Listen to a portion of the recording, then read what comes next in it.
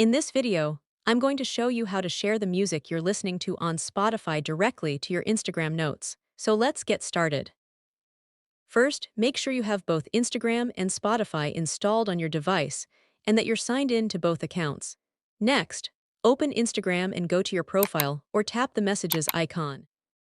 At the top of the screen, tap on your note or the speech bubble above your profile picture. Now, tap the music icon and select the option to link Spotify. Instagram will open Spotify and ask for permission to connect the two accounts. Tap Agree to continue. Once your accounts are linked, Instagram will be able to display the songs you're currently listening to on Spotify. To share your music, tap Share from Spotify and then tap Share. Your Instagram note will now show the song you're listening to, and your followers can tap on it to see the track and listen to it themselves. And that's it. You've successfully shared Spotify music on Instagram Notes. If this video helped you, don't forget to hit the like button and subscribe for more tutorials.